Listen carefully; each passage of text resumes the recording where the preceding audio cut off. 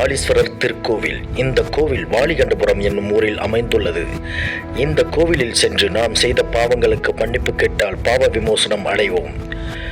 ராமாயணத்தில் வாலிக்கும் சுக்ரீவனுக்கும் சண்டை நடந்த போது கடும் போர் நடந்தது. அப்போது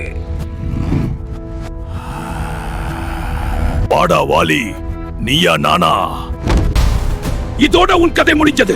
இருவருக்கும் கடும் போர் மூண்டது. ராமரும் சுக்ரீவரும் ஏற்கனவே பேசி வைத்தது போல வாலி மீது ராமர் தனது பாணத்தை எய்து கீழே வீழ்த்துகிறார்.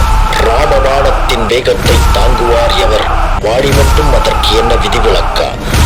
அதில் வீழ்ந்தே போனார் வாலியும். அப்போது அவர் சரிந்த பின் தான் செய்த தவறை உணர்ந்தார். அதன் பின்னர் அவர் சிவனை நோக்கி சிவா சிவா சிவா என வேண்டிக் கொண்டே இருந்தார்.